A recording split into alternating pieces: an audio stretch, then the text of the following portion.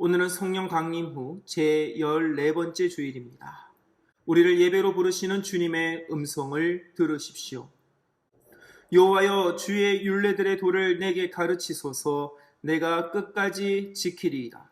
나로 하여금 깨닫게 하여 주소서. 내가 주의 법을 준행하여 전심으로 지키리이다. 코로나19로 인해 모든 것이 뒤죽박죽 되어버린 현실 속에서 다시 한번 연약하고 미숙한 우리의 본 모습을 발견합니다. 만물의 영장이라 지칭하며 스스로 지혜롭고 우월한 척 했으나 실상은 어리숙한 우리들입니다. 그럼에도 우리를 내버려 두지 아니하시고 주의 율례와 율법과 말씀의 도를 가르쳐 주시고 깨닫게 해주시는 하나님의 이름을 찬양합니다. 오늘 예배의 자리에 나온 우리가 주님의 은혜와 지혜를 전심으로 깨닫고 지키며 살아가기를 소망합니다. 주여, 세상 속에서 혼란을 잠재우고 평안과 공의를 바로 세우는 참된 그리스도인들이 되고자 예배자로 나왔사오니 우리를 인도하여 주옵소서. 우리의 마음을 받아 주옵소서. 우리 주 예수 그리스도의 이름으로 기원합니다. 아멘. 찬송가 14장으로 주님 앞에 경배 찬송 올려드립니다.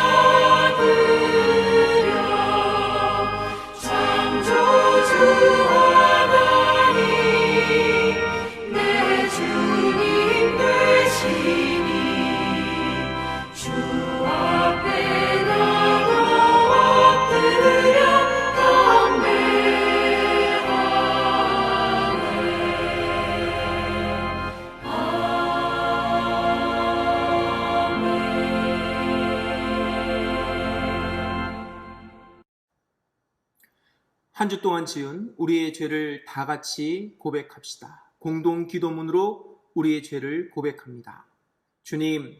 주님께서는 우리에게 지켜야 할 도리와 따라야 할 말씀을 일러 주셨습니다. 그러나 주님, 우리는 받은 말씀이 없는 사람처럼 자기의 욕망을 기준 삼아 살아왔습니다. 말씀을 통해 일러주신 생명과 평화의 길을 저버리고 욕심과 이기심을 따라 파괴와 분쟁을 일으키며 살아왔습니다. 자비의 주님, 우리를 불쌍히 여겨 주옵소서. 자풀이 무성한 밭처럼 어수선하고 길바닥처럼 딱딱해진 우리의 마음밭을 새롭게 갈아 엎어 주옵소서. 주님의 말씀과 율례의 씨앗을 우리 심령 가운데 새롭게 뿌려 주시고 주님께서 친히 가꾸어 주옵소서. 내 죄를 위해 죽으시고 부활하신 예수 그리스도의 이름으로 기도합니다. 아멘. 진실한 마음으로 회개하는 자에게 주님께서 주시는 위로의 음성을 들으십시오. 여호와여, 우리의 포로를 남방 시내들같이 돌려 보내소서. 눈물을 흘리며 씨를 뿌리는 자는 기쁨으로 거두리로다. 울며 씨를 뿌리러 나가는 자는 반드시 기쁨으로 그 곡식단을 가지고 돌아오리로다. 아멘. 이는 시편 126편 4절에서부터 6절까지의 말씀입니다. 거룩하고 복된 주일입니다. 모든 지킬 만한 것 중에 더욱 내 마음을 지키라. 생명의 근원이 이에서 남이라. 나의 입술을 통하여 생명을 살리는 말, 긍정과 선함의 말로 주님께 영광을 돌리게 하소서. 항상 기쁨과 감사가 넘치게 하옵소서. 목사님, 앞으로 감리재단에서 큰 일을 계획하고 있습니다. 성령님께서 이 모든 길에 형통케 하옵소서. 성도들은 늘 말씀을 가까이 하며 기도하는 삶을 살게 하소서. 질병으로 고통받는 성도들에게 주님의 위로와 건강이 있게 하옵시며 속히 회복되게 하소서. 마음을 다하여 여호와를 신뢰하고 감사함으로 주를 따르는 삶 되게 하소서. 이 모든 말씀 살아계신 우리 주 예수 그리스도의 이름으로 기도드립니다. 아멘.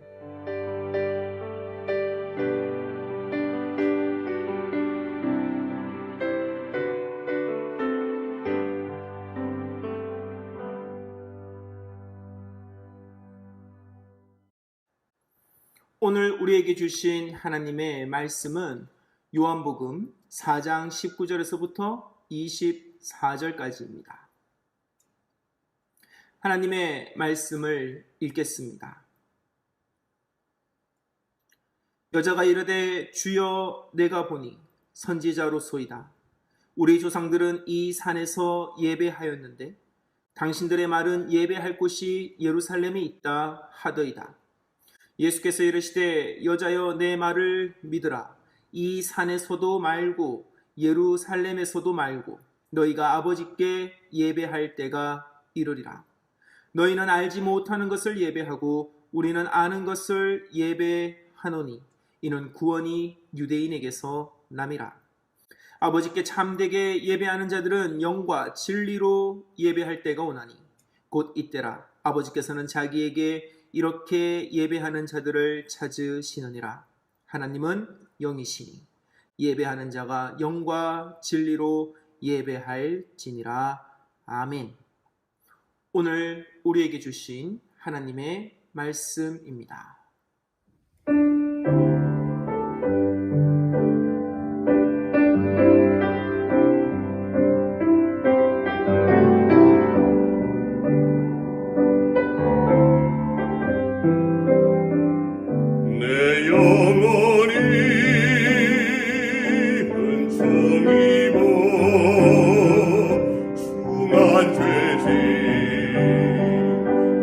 바꿔보니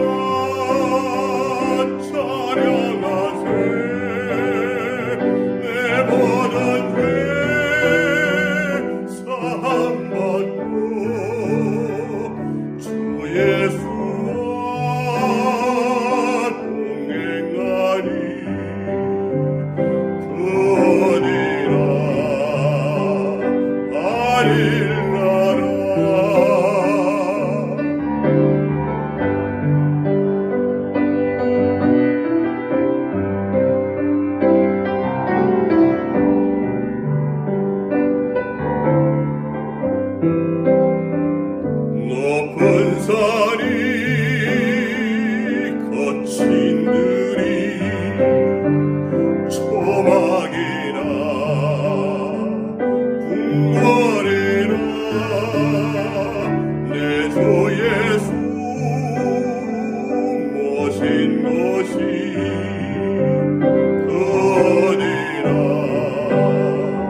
하늘나라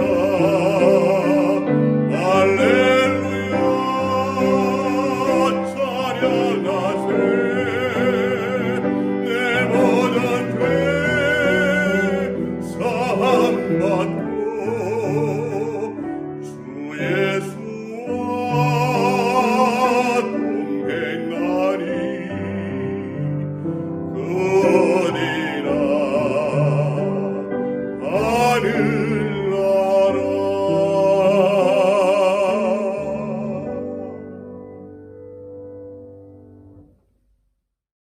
광복절 이후 확산이 우려되던 코로나19 바이러스가 다소 주춤해졌습니다. 하지만 긴장의 끈은 여전히 놓을 수 없습니다. 이런 가운데 질병본부와 지자체는 사회적 거리를 강화하고 교회에 대해서 비대면 예배를 들어달라고 요청해 왔습니다. 대부분의 교회는 이런 요청에 대해서 협조를 아끼지 않습니다. 하지만 모든 교회가 동의하는 것은 아닙니다. 일부 교회에서는 질병본부나 지자체의 요청에 대해서 강하게 반발하면서 대면 예배를 포기할 수 없다는 입장을 취하고 있습니다. 이런 입장에 서 있는 지역의 한 목사님이 발표한 성명이 있습니다. 제가 읽어드리겠습니다. 교회 안에는 본질적인 것과 비본질적인 것이 있다. 본질적인 것은 성경과 예배이다. 그리고 비본질적인 것은 전통과 형식 등 그 밖의 모든 것이다. 비본질적인 것은 시대와 형편에 따라 타협이 가능하다. 그러나 본질적인 것은 타협의 대상이 아니다. 저는 이 성명을 읽으면서 참 민망스러웠고 안타까웠습니다. 왜냐하면 얼핏 보면 맞는 말 같지만 예배에 대한 신학적 무지가 고스란히 드러나고 있기 때문이었습니다. 또 굉장한 믿음을 가진 것처럼 보이지만 무지와 무식의 바탕을 둔 믿음이기 때문에 자칫 많은 사람들을 공경에 빠뜨릴 수도 있겠다는 생각이 들어서 몹시 염려가 되었습니다. 우리는 예배에 대한 이해와 예배에 대한 지식이 있어야 합니다. 모르고 주장하면 억지가 될 수 있고 모르고 이끌면 공멸할 수가 있기 때문입니다. 그러므로 우리는 예배에 대한 이해가 있어야 합니다. 예배가 무엇입니까? 예배는 하나님께 경배를 드리며 찬양하는 것입니다. 성전에 모여서 엄숙히 예전을 따라가는 것이 예배가 아닙니다. 성전이 아니라도 예전을 따르지 않아도 찬양과 경배를 하나님께 진심으로 올려드리면 그것이 곧 예배인 것입니다. 예배는 장소에 구애받지 않습니다. 형식에 구애받지 않습니다. 예배의 본질은 찬양과 경배이기 때문입니다. 성경을 보면 예배가 어떻게 바뀌었는지 알 수 있습니다. 출애굽 이전 족장 시대에는 주로 가족 중심 혹은 지파 중심으로 예배를 드렸습니다. 그러다가 종살이 하던 애굽에서 나와 광야 생활을 하면서 성막을 짓고 거기에 다 모여서 함께 예배를 드리기 시작했습니다.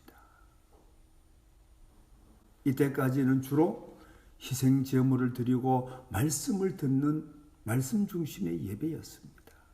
그러다가 솔로몬 시대에 이르러 성전을 건축하게 되었는데 이때부터는 모두가 성전에 올라가서 예배를 드렸습니다.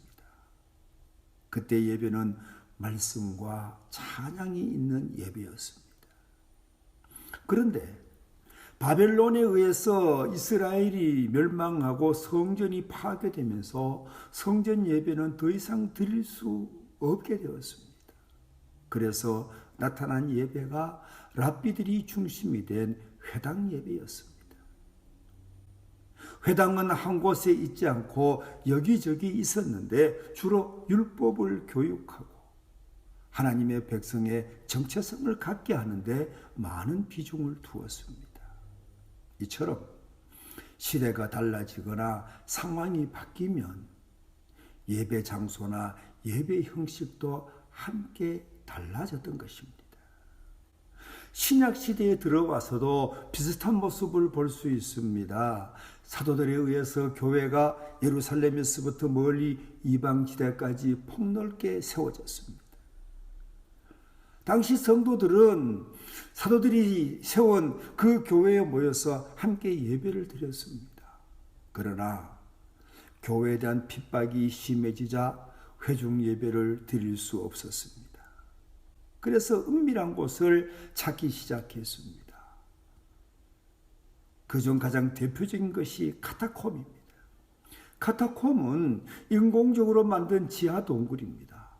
이 카타콤은 사람들이 기피하는 공동묘지 같은 곳을 택해 만들었는데 경건하고 거룩한 예배가 그 안에서 드려졌습니다. 성찬을 나누고 기도했습니다. 이처럼 예배는 고정된 장소나 형식이 없었습니다. 그때마다 적절히 변형된 모습으로 하나님을 찬양하고 경배했던 것입니다. 이 같은 사실을 안다면, 이 같은 사실을 아는 이들은 성전 예배만 예배라고 주장하지 않습니다. 성전 예배만 예배라고 하는 이들을 보면 비본질적인 것을 본질로 아는 것 같아서 정말 안타깝습니다. 사랑하는 성도 여러분, 하나님은 어디에나 계십니다. 성전 안에만 계시는 분이 아닙니다. 전통과 형식의 틀 안에서만 우리를 만나 주시는 하나님이 아니십니다. 그러므로 중요한 것이 무엇입니까? 언제 어디서든 신령과 진정으로 하나님을 찬양하고 경배하는 것입니다. 예수님은 이 사실을 오늘 본문을 통해서 우리에게 말씀해 주셨습니다. 본문을 보면 한 사마리아 여인이 예수님께 이렇게 묻습니다. 우리는 이 그리심산에서 예배를 드렸습니다.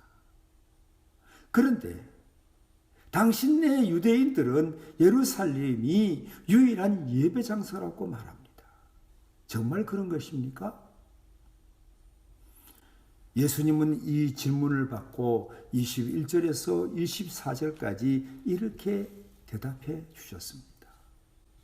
이 부분을 이해하기 쉽도록 메시지 성경을 인용해서 읽어드리겠습니다. 여자여, 내 말을 믿어라.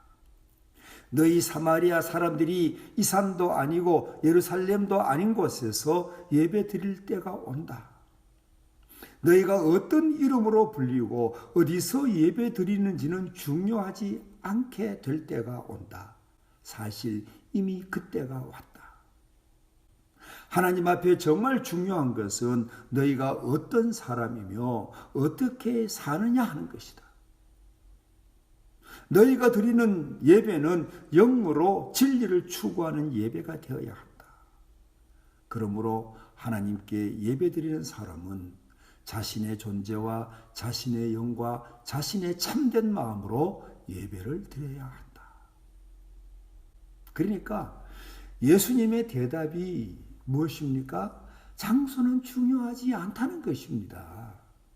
중요한 것은 장소나 형식이 아니라 영과 진리로 예배하느냐, 진심으로 하나님을 높이고 경배하느냐, 그것이 중요하다는 것입니다. 우리는 이 말씀을 깊이 새겨 듣고 잊지 말아야 합니다.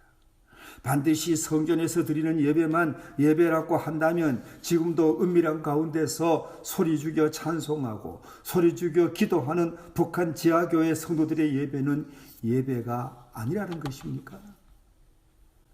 북한 교회 성도들의 가정 예배는 그 어떤 예배보다 하나님이 기뻐 받으시는 예배가 틀림없습니다. 사랑하는 성도 여러분, 예배의 전통과 형식은 계절 따라 바꿔 입는 옷과 같다라고 말할 수 있습니다. 중심으로 하나님을 찬양하고 경배하면 성소 안에서 드리는 예배가 아니라 할지라도, 예전을 따르는 예배가 아니라 할지라도 하나님은 그 예배를 기뻐 받으시는 줄 믿습니다.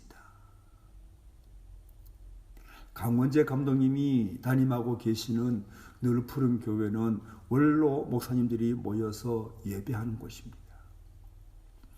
코로나 바이러스 때문에 예배를 멈추었더니 어떤 분이 감독님께 전화해서 왜 예배를 안 드리느냐고 다그치더라는 것입니다. 그렇게 죽는 것이 무서우냐며 왜 예배를 안 드리느냐고 그렇게 막 힐난하더라는 것입니다. 그래서 감독님이 그분에게 이렇게 대답했다는 것입니다. 나는 한 번도 예배를 멈춘 적이 없다. 성전 예배를 드리지 않았을 뿐 한 주도 쉬지 않고 나는 가정에서 제단을 쌓고 예배를 드렸다. 성전에서 드리는 예배만 예배라고 한다면 전쟁 중에 토굴에서 드린 예배는 예배가 아닌 것이냐? 가정에서 드리는 예배는 예배가 아니라는 것이냐?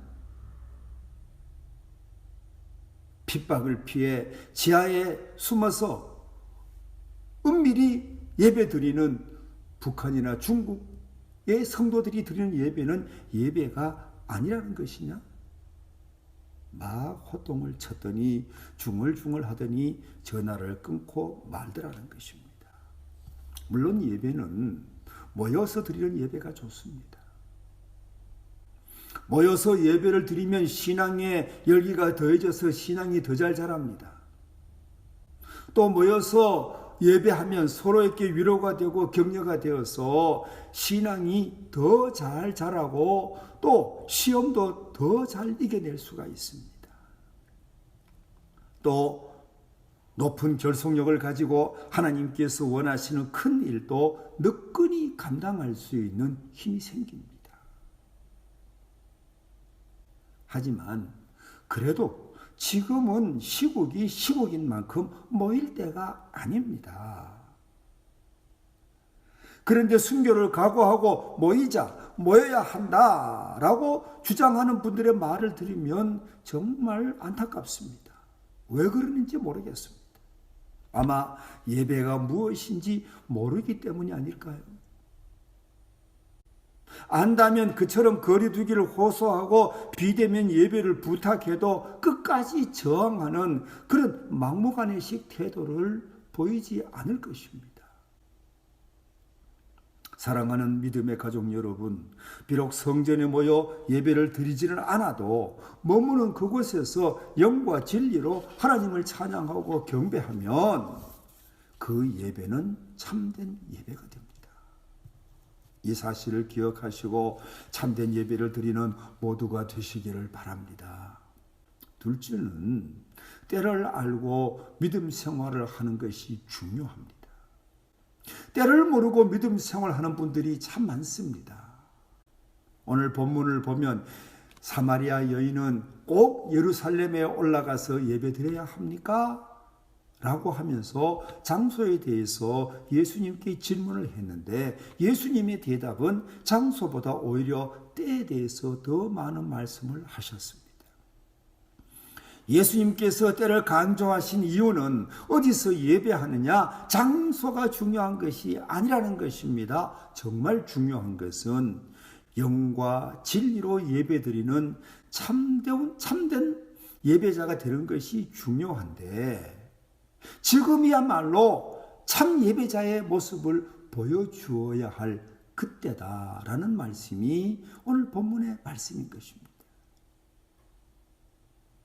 사랑하는 성도 여러분, 우리는 이 말씀을 깊이 유념해야 합니다. 비본질적인 것을 두고 시비하지 말고 성전 안에서 드리는 것이 옳다, 성전 밖에서 드리는 것이 틀리다, 뭐 이런 것을 가지고 시비하지 말고 하나님의 백성으로 사는 것이 중요하다. 하나님의 백성으로 살지 못한 것을 회개하자. 참 예배자가 되는 길을 걸어야 한다.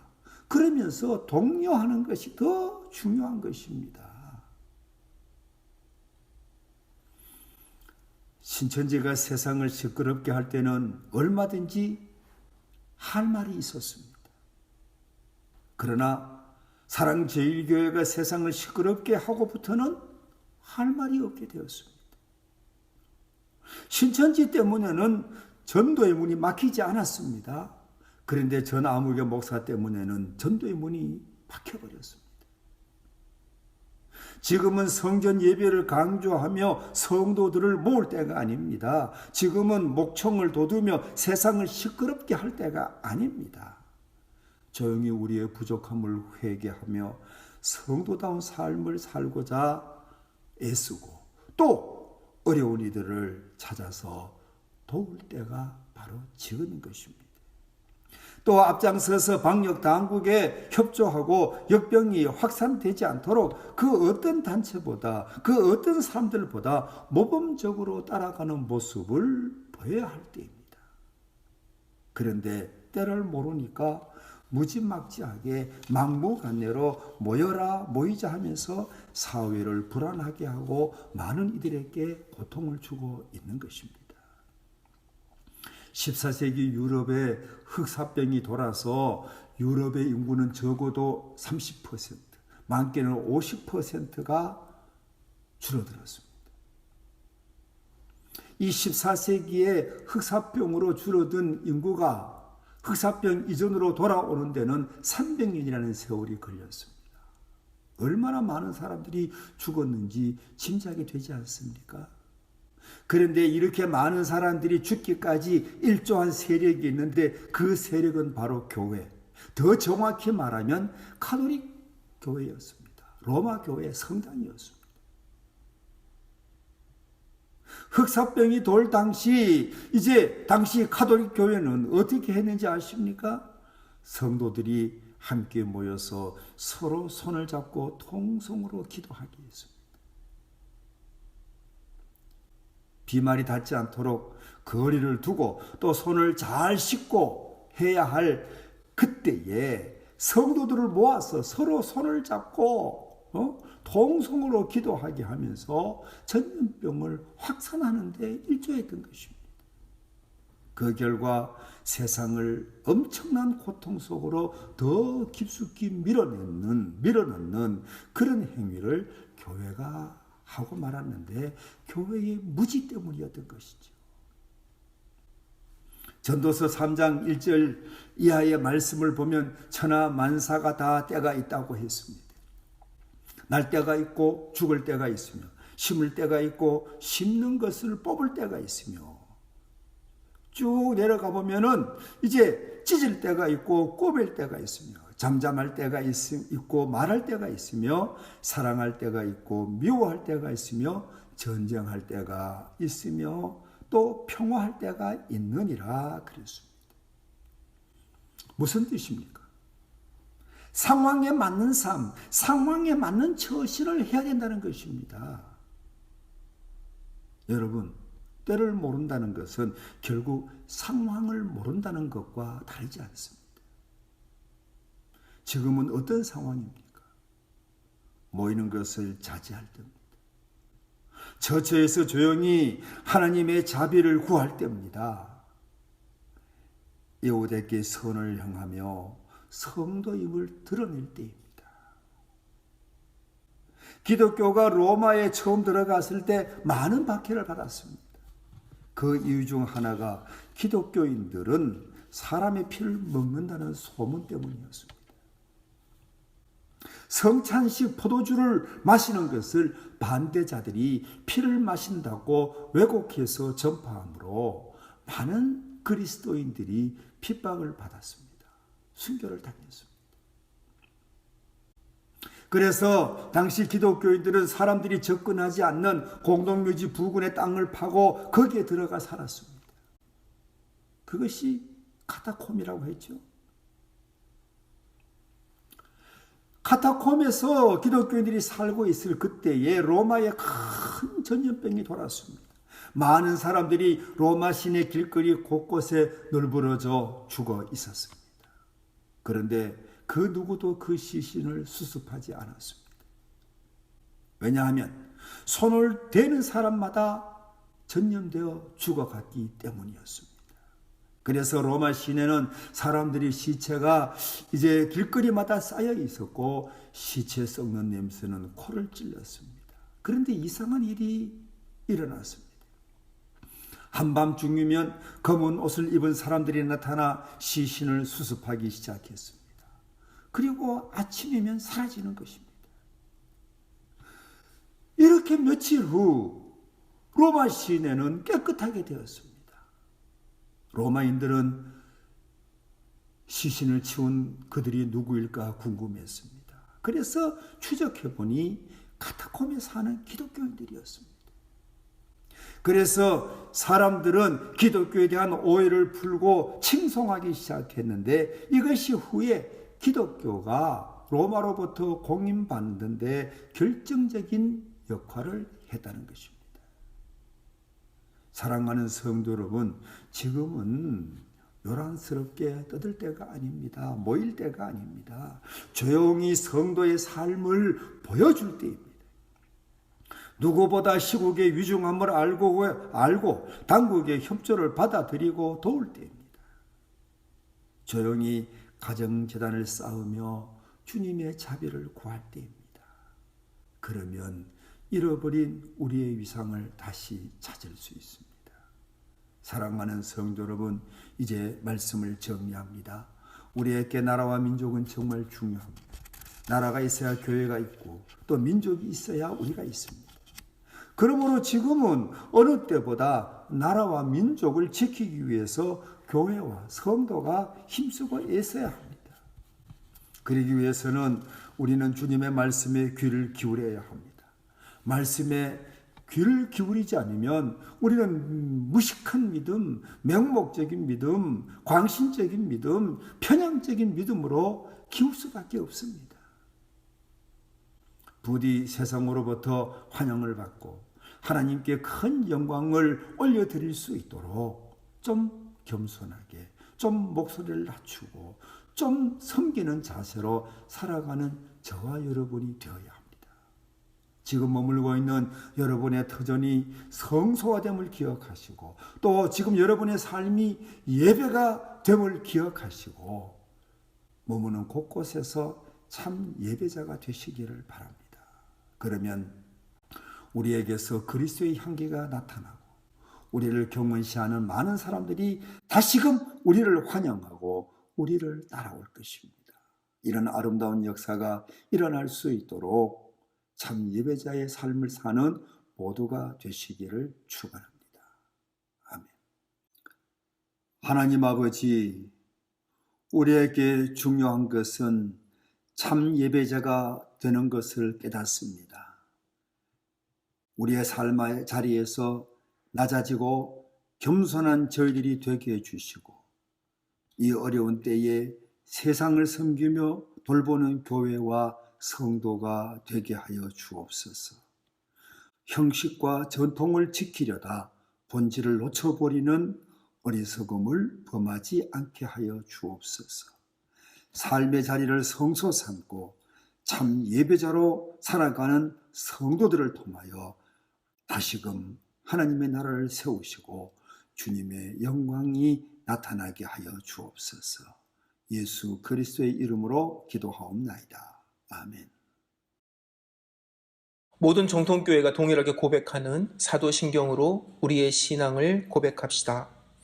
전능하사 천지를 만드신 하나님 아버지를 내가 믿사오며 그 외아들 우리 주 예수 그리스도를 믿사오니 이는 성령으로 잉태하사 동정녀 마리아에게 나시고 본디오 빌라도에게 고난을 받으사 십자가에 못 박혀 죽으시고 장사한 지 사흘 만에 죽은 자 가운데서 다시 살아나시며 하늘에 오르사 전능하신 하나님 우편에 앉아 계시다가 저희로서 산자와 죽은 자를 심판하러 오시리라.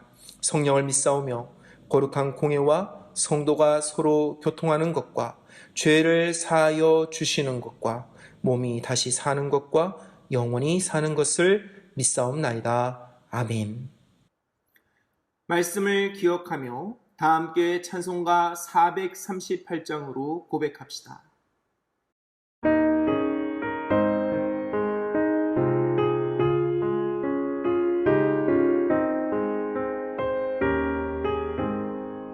내 영혼이 종이와 주한 죄짐 보고 보니 슬픔 많은 이 세상도 천국으로 와도다. 할렐루야 찬양하세. 내 모든 죄 사함받고 주 예수와 동행하니 그 어디나 하늘나라. 주의 얼굴 뵙기 전에 멀리 뵈던 하늘나라 내 마음속에 이루어지니 날로 날로 가깝도다. 할렐루야 찬양하세. 내 모든 죄 사함받고 주 예수와 동행하니 그 어디나 하늘나라.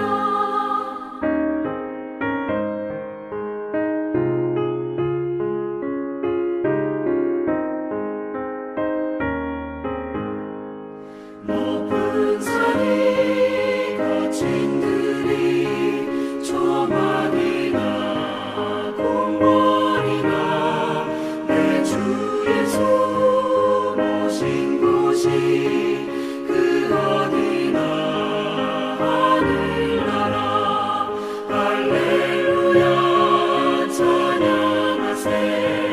내 모든 죄 사함받고 주 예수와 동행하니 그 어디나 하늘나라.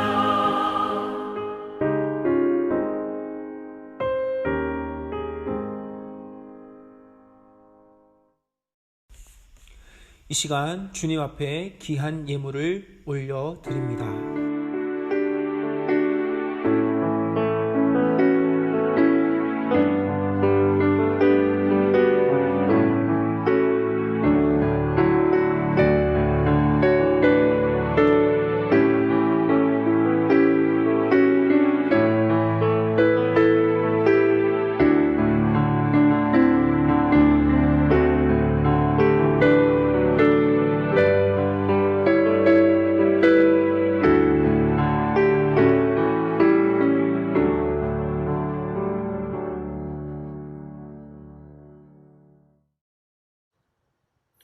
교회 소식을 알려드립니다.